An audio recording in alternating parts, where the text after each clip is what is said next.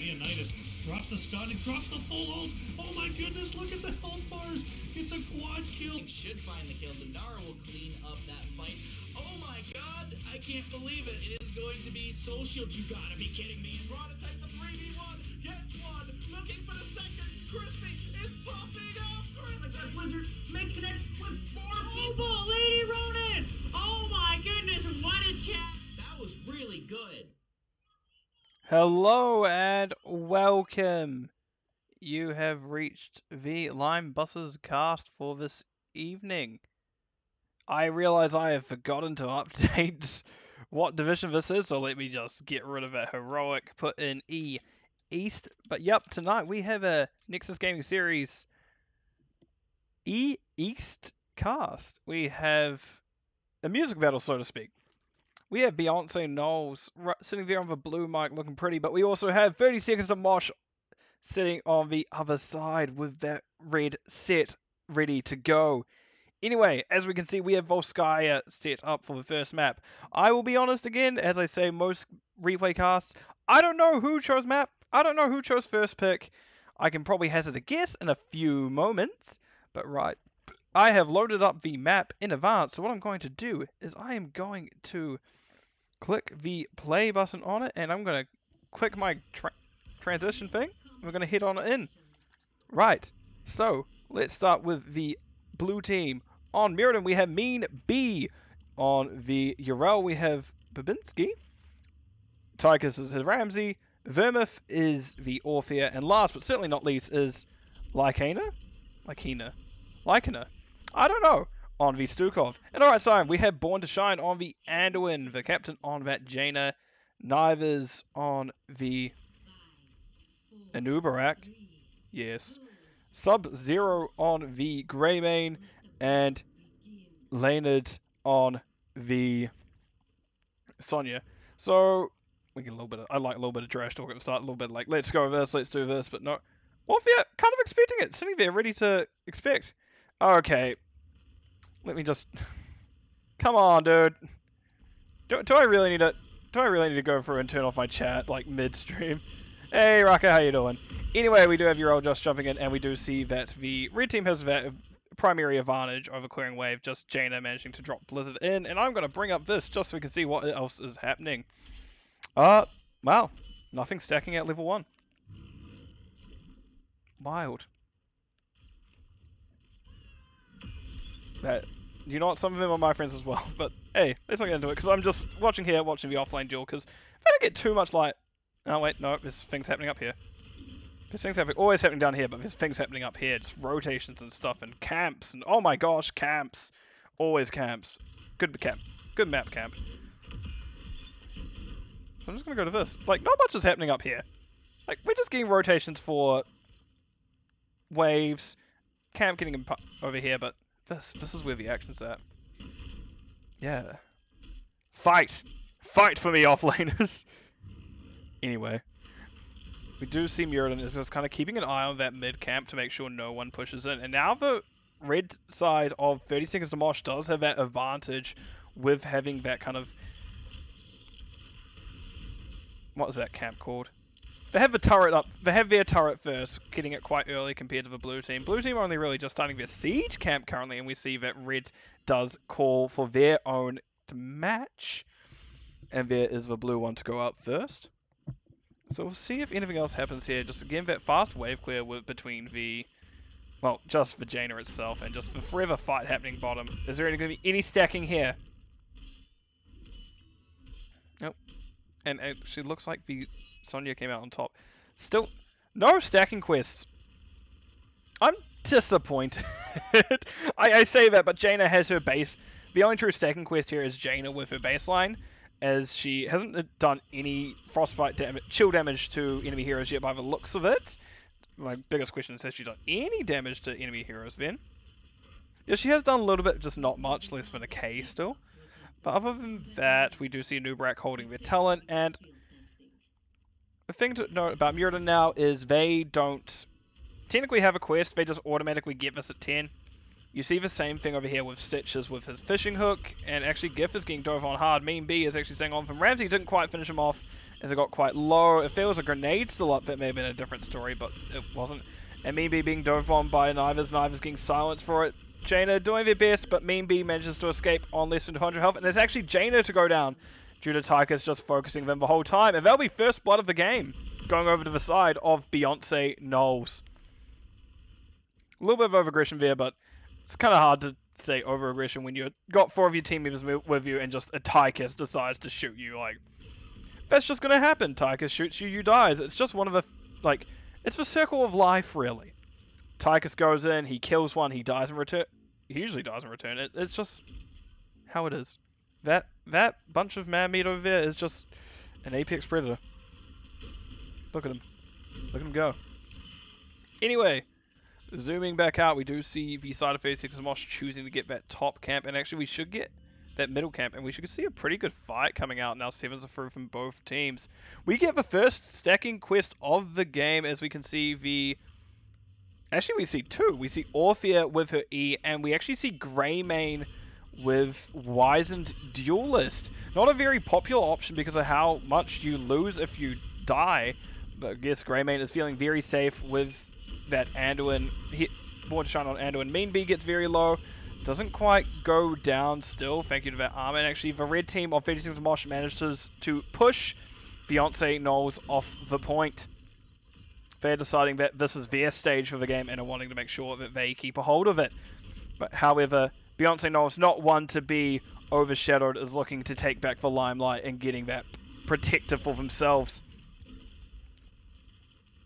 That is just a turret just shooting. This turret here just doing its best. Meanwhile, we see Greymane getting yet another camp, as we see... Maybe that's the second, maybe third turret. It should be... Yeah, second turret picked up by the side of 30 seconds to Mosh.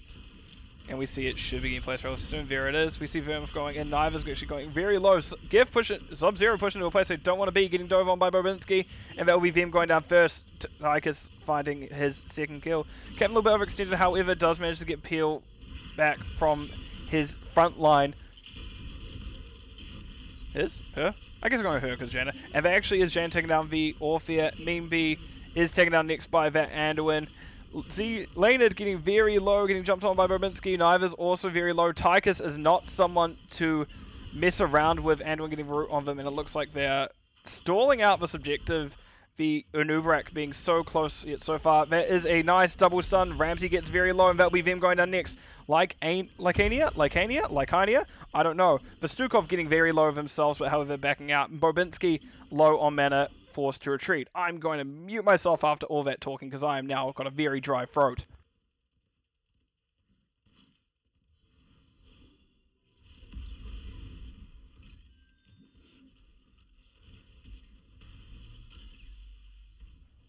And that is the first objective going over to the side of 30 seconds to Mosh. It looks like we are getting it to go bottom, Greymane and... Yeah, Greymane and Nubrak in the mech. That is interesting considering Greymane is considered one of the better sieges in the game. Sure, Jaina is very good. But both of these people are needing their kind of stacks up currently and not wanting to risk death. The Captain getting dove on. Root does come out from Born to Shine, meaning that they are just getting that healing through it. Waylay was used as level 10s are out for both sides now. We do see on the right hand side for 36 Mosh, we do have Light Bomb from Anduin. Go for the Throat from Greymane, not a very popular option, but definitely a good one. Wrath from Sonya. Nubrak still yet to choose, having a good think about it, and Water Elemental for the Jaina. On the left hand side, we see actually Consecrated Ground, Sacred Ground from the Urel. There was that change recently, wasn't there, with her ults that they do the reset the trait? So that may be why it shows that, shorter cooldown. Other things to note is we see Avatar from Muradin. Tychus went that Draken Laser Drill. Eternal Feast from Orthea. And Massive Shove from Stukov. Yep, that is what it's called. Excellent. And now we just see both teams going back to doing camps. And this is barely wide enough to catch all the everything in it, which is very impressive. Thank you, camera work from me. No, not thank you, because I'm taking my hand off the keyboard just to drink again, and I was like, oh, well, it's the middle mouse button, go me. Bobinski just in a little bit of a place. That's a bold rotation from the URL and is getting everything dropped on them.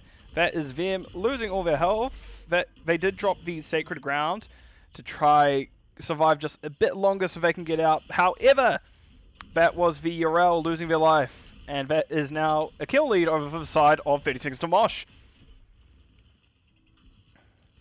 Let's just see what's happening. Mean B trying to scout out top. Knivers doesn't quite want them in there.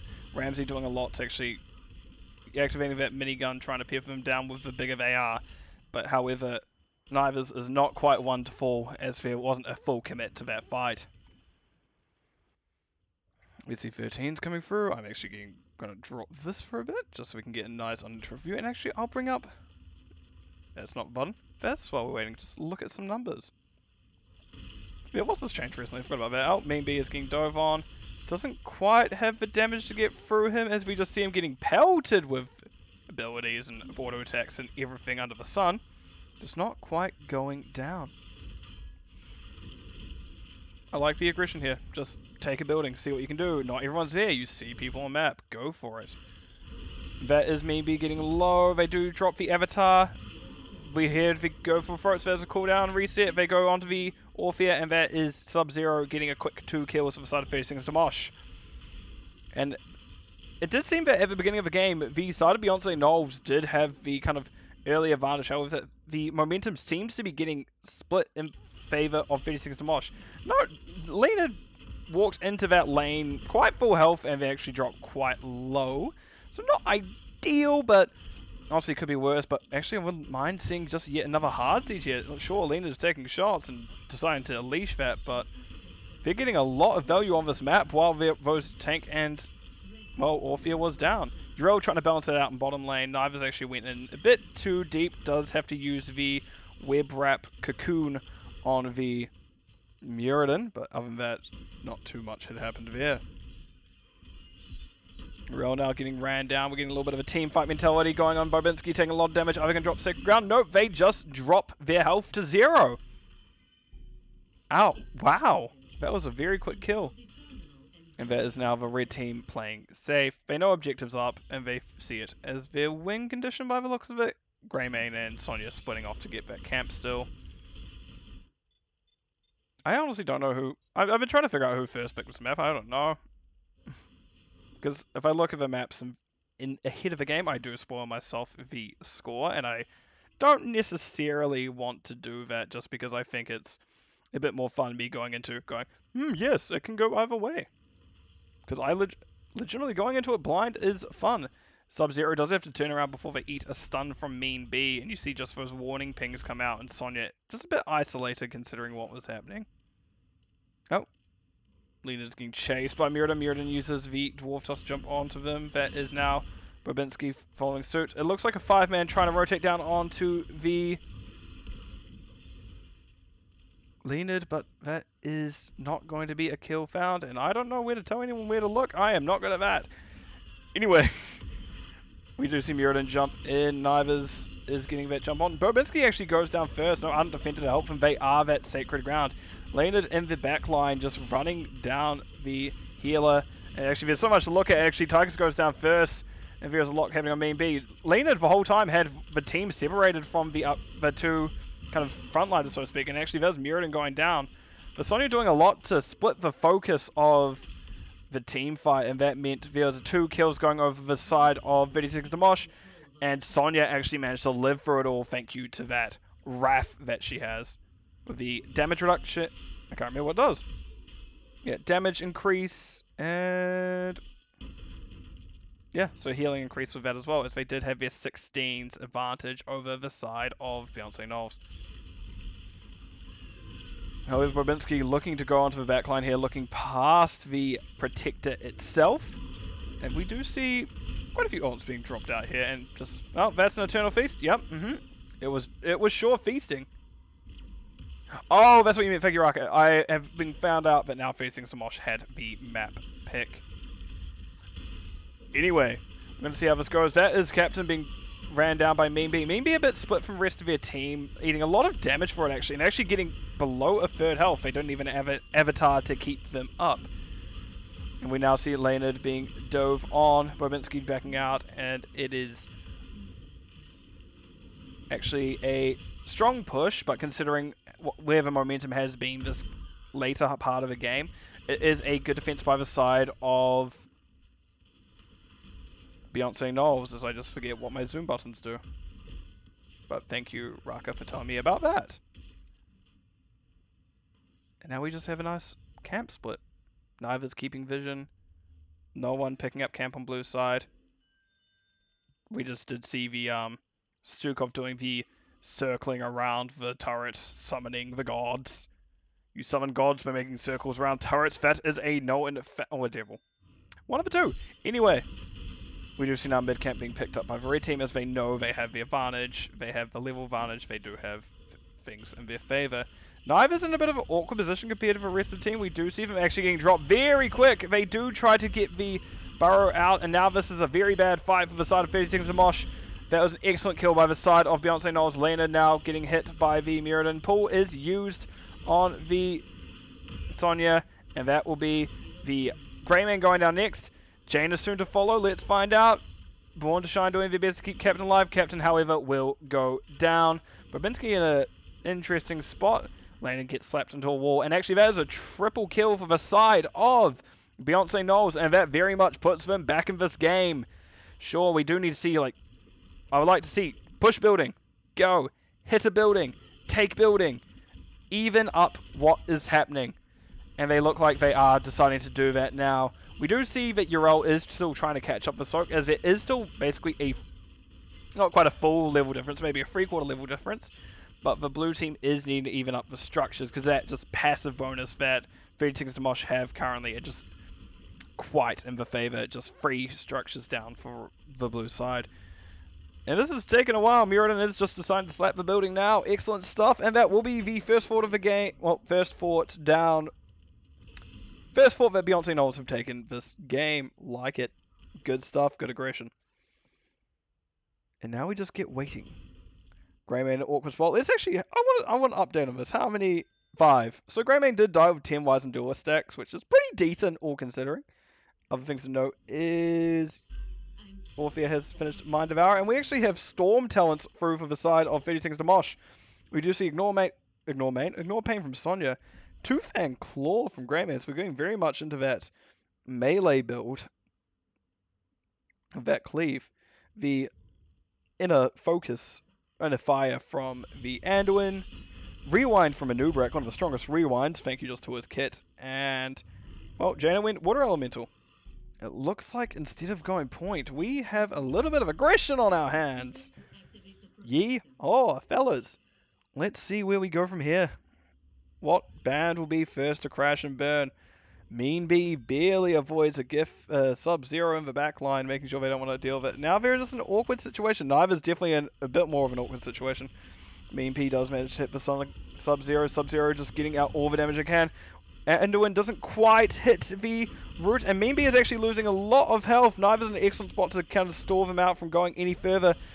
That is a lot of damage coming out of Mirrodin, and Mirrodin will finally go down after getting a relatively long chase, about 10 to 12 seconds, which, in terms of games like this, you don't typically last that long in terms of health. However, it looks like the red team is deciding, let's get some buildings!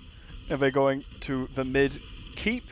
I'm wondering if they're even considering core. It looks like no, because, well, the level 20 Storm Talents came through for the side of Beyonce Gnolls, with you're all picking up Seraphim. Rewind on Mirrodin, so we got double rewinds this game. Nice. Oh, I don't know what this is called. Bob and Weave from Tigers, Eldritch Conduit from the Orphea, and Top Off from Stukov. Right. And close that now. I'm going to quickly close up these stats while people are just waiting around. We see a lot of siege coming out from the Sonya. Urel not too far behind, but Sonya's been doing a lot this game. I've looked at it. It is impressive stuff. Anyway, now we get our little kind of moment of peace. The calm before the storm. The stage is set. How is Beyonce Gnolls going to get back in this? This support camp is a very good kind of first point. They really need to get better at the picking up of those items, but Right, this is an awkward fight to take for Red Team here. They don't want to be caught out right now, considering how far their healer is away from them. Bobinski looking to get on top of him. I'm going to close this now while we're here. And that is me already taking about a third of their health and damage, even with Avatar up. And it looks like there was a disconnect from Born to Shine, as they'll be the first one going down. Jaina is trying to get leg day in now. Probably not the best idea. Nivers goes into peel for there. Jaina does have burrow. Goes down to 8 health.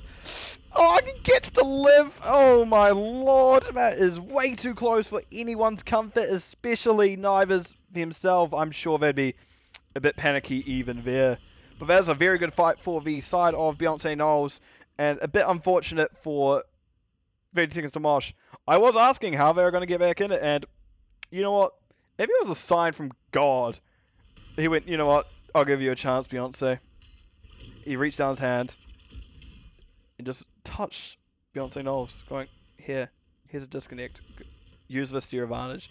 And we did see that they managed to take that fight. So now we do get the blue side of Beyonce Gnolls pushing in bottom lane, getting that fort. However, in top, we do actually see counter push as well. 36 to Mosh, like, okay, we can't contest that. We don't have our healer. Let's get top. Urel does use her ult to just kind of try ward them off. Thing to know about this Urel, she doesn't have the ult upgrade, so she can't just jump out of the circle. And that is the top keep taken down from the side of 36 to Mosh, and we do see a mass half to go back and defend. Will anyone be caught out? Nope. Urel's just jumping. Urel just be jumping. You know, just a little hop, little jump. Anyway, this is a 19-minute protector. So you know it's going to be hitting hard, however, it doesn't quite hit as hard as a full team of 5 without anyone to help that protector. No, if this goes down with the blue team nowhere near to help, that may be a very dead Orphea and that may be a very dead Stukov, and it is being burnt down fast. Captain does get slapped between the two hands. That is a Nivers being pushed away, however, we're not in a space you want to see. Laner gets the light bomb put on them. That's an excellent triple stun from the Anduin light bomb. Lycanea going down low. However, Stukov is actually quite a hard hero to kill, but that will be them going down next, hearing the Greymane use that go for throat. That is now the Muradin down, and it looks like Ramsey will be next to fall. Bobinski, however, did decide to leave their team, and I would like to see an end call here. 2 lanes open, you have the advantage, go finish. It's 50 seconds, and yes, it looks like it will be an end call from the red team. Let's see what Bobinski can do to stall this out. Well, the core can definitely stall it out by throwing hands, but Jaina uses Ice Block. That is Cocoon going out onto the Urel, and that will be people catching hands again. Okay, guys, the core does actually have a defense mechanism. As a reminder, that was added just quite a while back now. But that will be first game going over to the side of 30 seconds to Mosh. GG both sides. As I'll go back over to my OBS and push the buttons I need to. I just had a brief moment like, oh wow, I really hope I had the right screen going, and thankfully I did.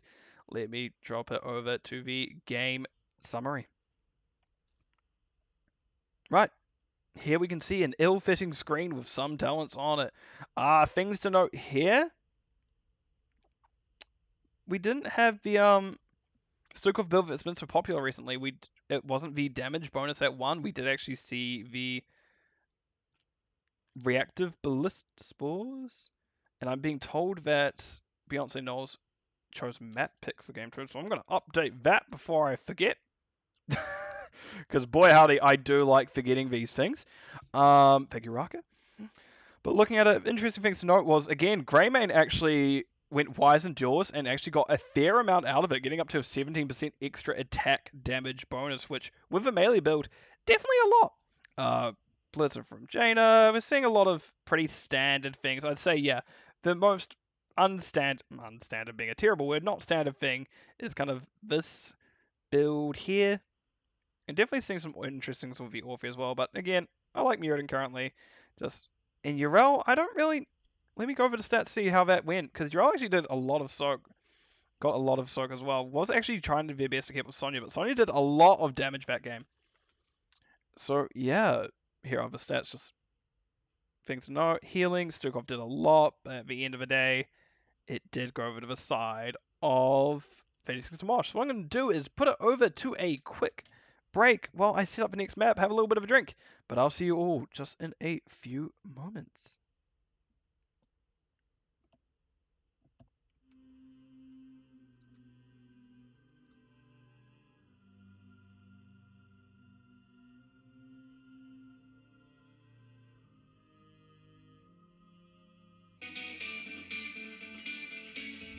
Leonidas drops the stun and drops the full ult. Oh my goodness, look at the health bars.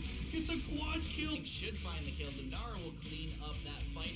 Oh my god, I can't believe it. It is going to be social. You gotta be kidding me. Prototype the 3v1 gets one. Looking for the second. Crispy is popping off. Crispy. Like that Blizzard may connect with 4 people. Oh, Lady Ronin! Oh my goodness, what a chat! That was really good.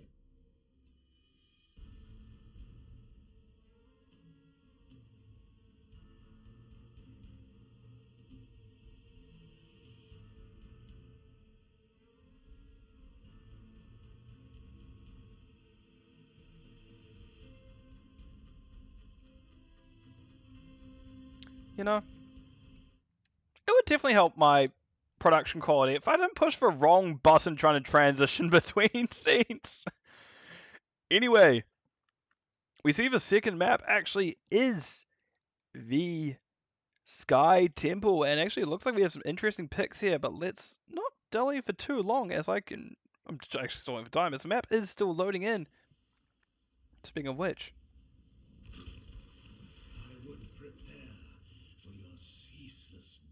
we're getting ready for some ceaseless battle, if you wish to live.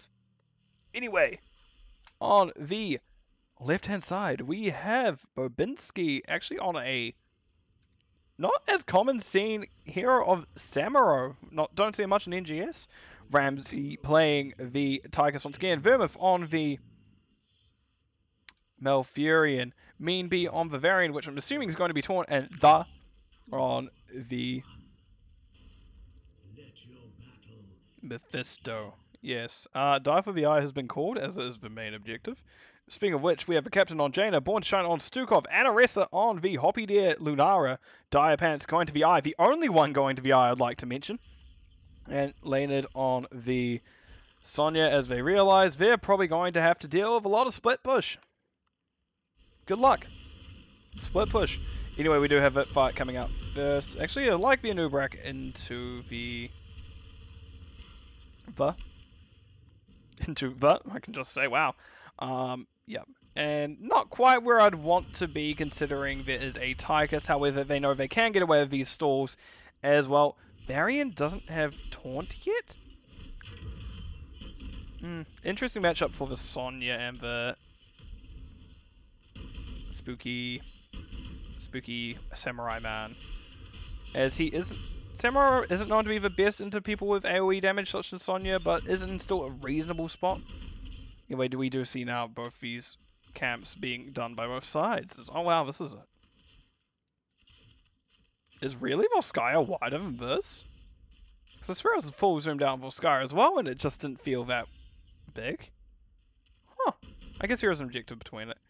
We do see Lena just kind of poking out that Samurai, but it'll be interesting to see how that goes as the game moves along.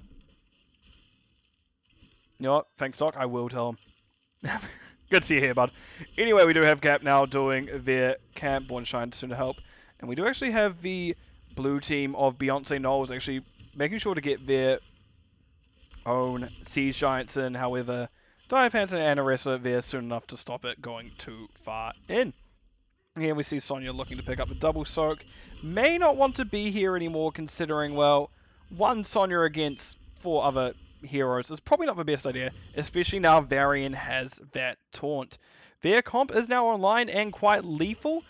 If you get caught out by that taunt Varian, you're probably not going to have a good time. Speaking about getting caught out by taunt Varian, that is his taunt coming out, Anaressa, Root, and Tychus to finish off that kill. However, what we see here is we do actually have that Bruiser camp out early, and we should see a decent amount of macro pressure coming out from the side of Beyonce, 36 of Mosh as well. Samurai, I wouldn't say is known for his wave clear, or his camp clear in particular. What game is this? This is Heroes of the Storm, where we have, well, Nexus Gaming Series Div E East game where we have Beyonce Gnolls versus 30 Seconds to Mosh on Sky Temple, one of the maps within the game. Anyway, speaking of which, we are coming up to the Temple phase. This Temple, probably one of the strongest objectives in the game. Mid being left alone and Sonya kind of being a bit out of position for this. And we do have all 5 members of Beyonce Gnolls top, but they're not quite willing to commit to that yet, and it looks like the red team aren't wanting to commit to top as Sonya's just continuing to soak. As well, they try to get what pressure they can on with the Temple and with the Sonya. Stun doesn't quite hit Bobinski there, that follow-up with the dive, because they didn't quite step back in. So that means they are able to get out with getting hit with that. No, yep, Aussie I am not. Anyway, we do have the red team pushing, Leonard getting that split push. Samurai are just trying their best to keep in it in terms of soak. However, that is a lot of damage coming out onto Mean B. Mean B was getting silenced by Born to Shine. Is there any follow-up to get on top of him? 350 health, and that is Jaina taking him down. Now in a bit of an awkward position. And there is just barely one shot left on this top one. That has realized, Leonard has realized, that going in, are they going to get that one shot? Yes, they are. However, that is very likely a dead Mephisto. Unfortunate. Meanwhile, Samurai is split pushing still. Probably doing the right thing in this situation. He sees all the red side is top. And it looks like they are going to go deal with him in just a few moments. Yep, he is getting a lot of pressure now. Samurai is known, as I've said already this game, Samurai is known for split pushing. He has, if I open this, elected to go, oh, that's changed. I didn't notice it spins now. Okay, sorry. UI stuff cool sometimes. Yeah, so that is a reaction to the... Well, maybe even an overreaction to the Samurai, is now we have all members of 30 Seconds to Mosh bottom, when realistically they only need maybe Leonard or the 4-man itself, but we're now getting a call to steal camp. However, they may just lose top for this. Samurai wanting to pick up their own camp, however, realize it's probably not the best idea when you have the 4 of the enemy's 5 team members on your own camp. Bobinski does manage to dodge that E. They do drop clones further to get out, but that doesn't seem to do much more. I haven't even touched on what's been stacking here today, also this is about to go down, but that is neither here nor there. In terms of stacking, we do see the Skull Missile build from Mephisto. Tychus went in the Rhythm and Varian Lions more. Yep. And on the right side, we just have Jaina's baseline quest. Wait, I can't even remember what that's called. What is that called? Frostbite. Okay, there you go. And yep, that was top going down. We're getting a little bit of an overreaction from the... Okay, no, we're not. I thought everyone was going to go up there, but no, it is just the Sonya themselves. And it looks like Samurai is splitting off again to make sure they can get... To see what pressure they can get on the side. Mean B unmounted, just running around at the speed of a snail. And yep, that is Ten's actually coming through first for the side of 30 Seconds to Mosh. Sonya taking a lot of damage, is not picked up a talent yet, but let's see as what heroics have been picked up. We have Leaping Strikes from Lunara, Cocoon from the Anubarak, Water Elemental from Jaina, Flailing Swipes from the Stukov, and Sonya gets to choose. On the left hand side we do see Blade Storm. Oh, that's an excellent silence, actually cancelling out that Twilight Dream. We see Durance from Mephisto. Is that going to come out soon? Nope. We are just going to go see a Tychus go down. We do see Draken once again from Tychus and Warbringer from Varian. What's happening over here? Sonya coming down, wanting to help the enemy ally team, but no, they decide they don't need to, as they need to deal with that. No. Orc, man. Samurai. Split pushing elsewhere. Diapants now sitting, just anchoring that front bush, looking to see if anyone's dumb enough to step in first. And Arresta just holding a bit back, and Born being in the center. Does get the stun onto Mean B. Mean B doesn't actually quite get that follow-up. However, they are getting hit by Lunara, getting peppered down by everyone. There is 2 members asleep, both Captain and Born to Shine. And Arresta goes down, but however, that will be the tank of the side of Beyonce Gnolls, Mean B, to follow very shortly after. Or was it the other way around? I don't know. Anyway, Tigers did step into the silence by Stukov. Probably not the best idea, but we still have a 3v3 down here despite the blue team missing tank. Deciding to push in. Drop Durance. Hits the Diapants. Diapants was then followed up by Root. Goes down. You guys have well, they actually barely got it. I thought they stepped off too early, but no. That Shrine is now shooting in. Lena doing their best to actually keep the Samuro in check, because Samuro is just trying to run them around the map.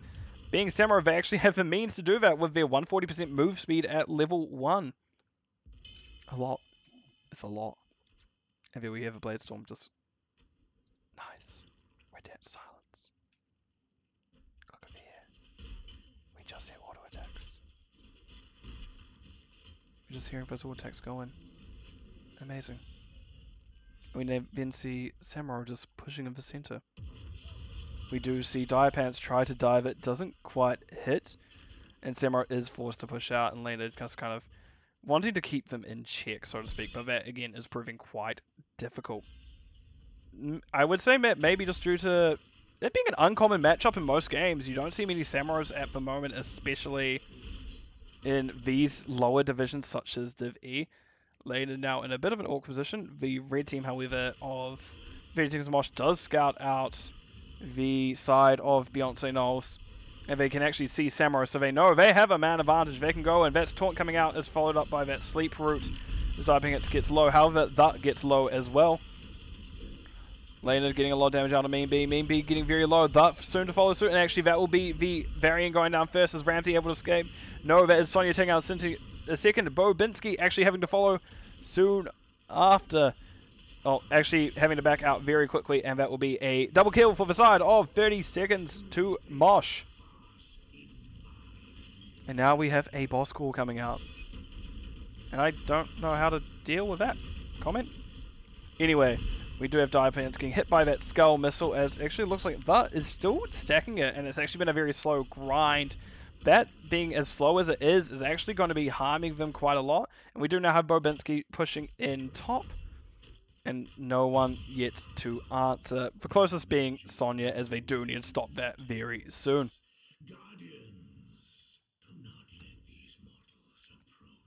Anyway, we do see now Sonya cleaning up that top lane before the blue team gets too much more value with actually what was quite a large wave, all considering.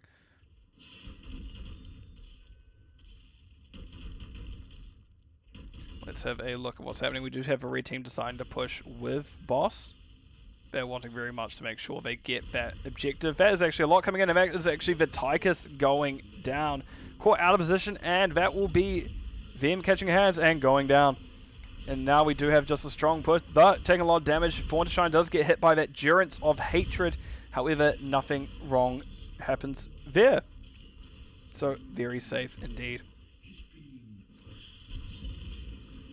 Now we do see just, a lot of macro pressure coming out. We do have Sonya pushing in onto top, does force out the Samuro, and we'll actually get the last of those shots going through. Good stuff by Lena there. And now we have just a soft siege coming out as well. It is a 5v4 now, but it's still low, yeah, sure, but Ramsey is coming through, and Samuro isn't too far away. And with Samuro's rotation of speed, with that level 1, he is going to be on them relatively quick. Diapants actually fort diving, does get taunt, does get killed. And now this is a position you don't want to be in if you are 30 seconds to Mosh.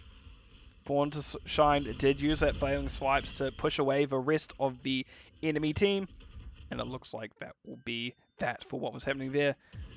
Bobinski did try to take out the Jaina on just the escape.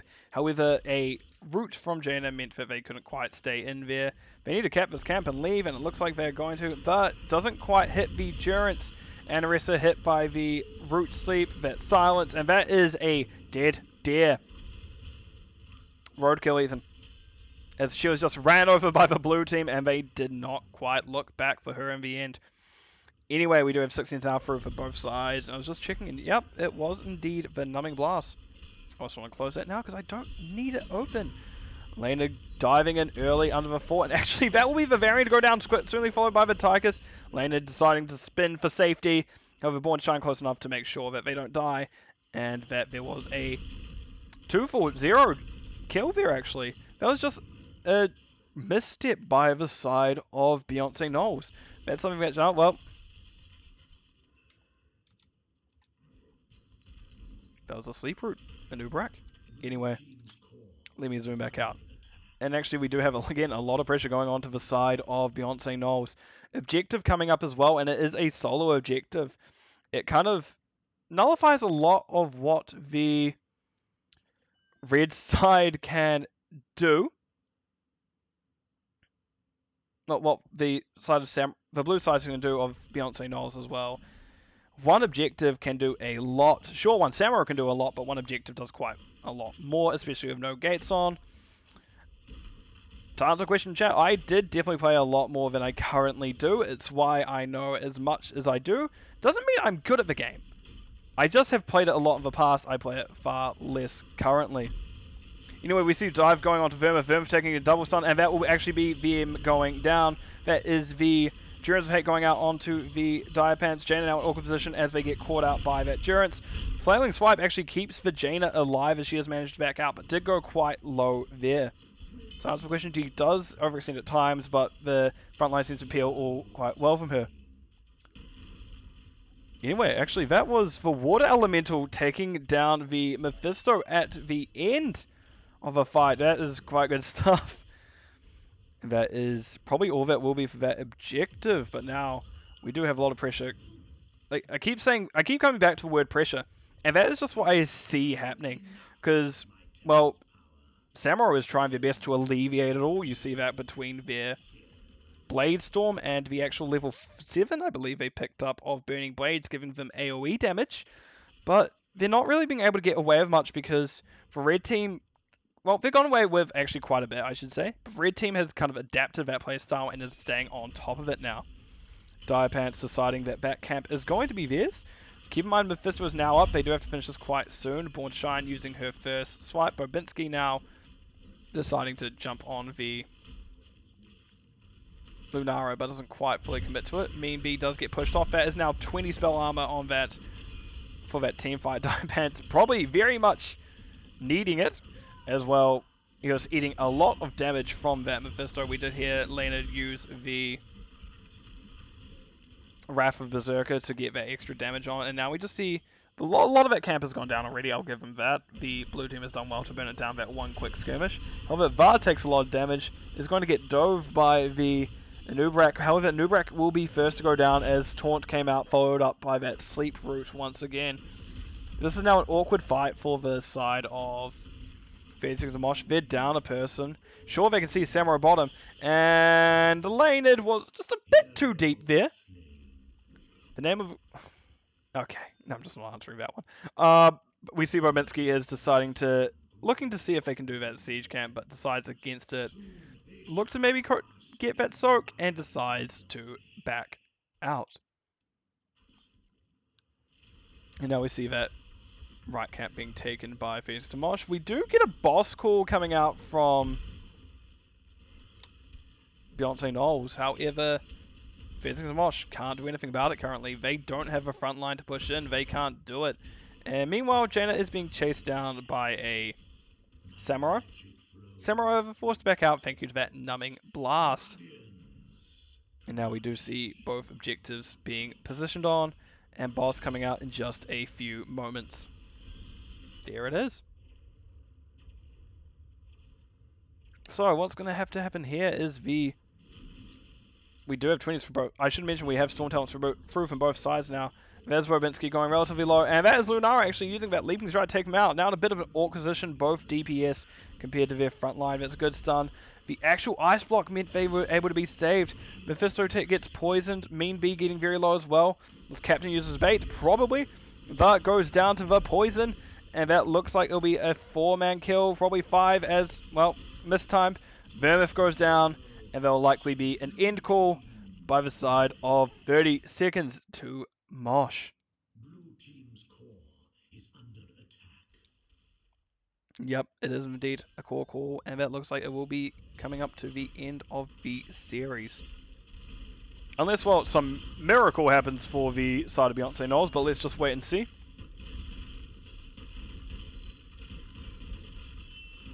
Unfortunately, it will not. GG gets called by Mean V, and that will be game and series. Going over to the side of Beyond... I never see Beyonce Gnolls as well. 30 seconds of Mosh. GG to both sides.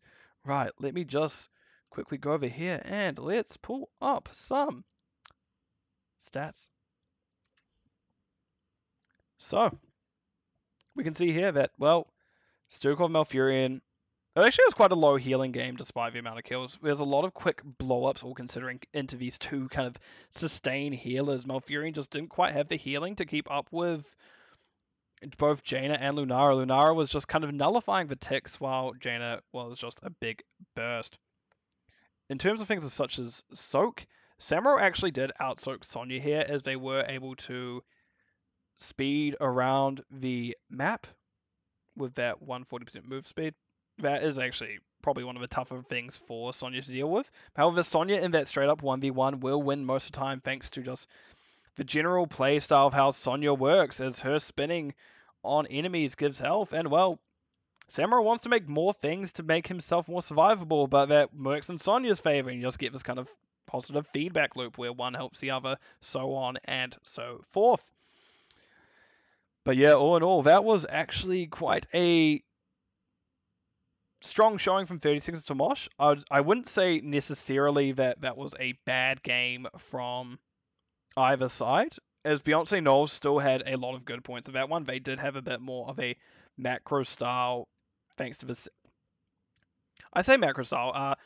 Samuro very much had a more macro mindset, which kept them in it for as long as they did. They were able to keep up with in terms of soak, but the rest of the formats, it was very teamfight orientated, and we just didn't see Samuro quite there for some of it. And that you definitely did see that 30 Seconds to Mosh didn't know how to handle it. They hadn't really dealt with a playstyle like that before. We have a actually relatively strong team fight from one area, but the strong offlaner in terms of split push. Right, what I'm going to do is I'm going to throw it back over to the map view screen just to show us how it went this evening. So as we can see here, it was a 2-0 from 30 Seconds to Mosh, as they did manage to beat out Beyonce Gnolls, with winning both Volskaya and the Temple of Anubis. All in all, that despite how the game scoreline felt and it looks on the screen, it was actually quite close in a lot of instances. Both teams did have their moments where they had their momentum. In the first game, it very much was favoring the side of Beyonce Gnolls in the early game, just to be swung over by 30 Seconds to Mosh in the mid to late. And even here, we did see we saw actually a stronger start from 30 Seconds to Mosh, where Beyonce Gnolls did actually have quite a good turnaround for a point, where they were able to kind of muscle their way in, try their best, and kind of get through that. Anyway, that'll be all for this evening. I have been your host, the Lime Bus. I'd like to thank everyone for coming out that did indeed come out. But for now, I want to wish everyone a good evening, good night, and good morning, depending where you are in the world. And I will see you all in the Nexus. Bye now.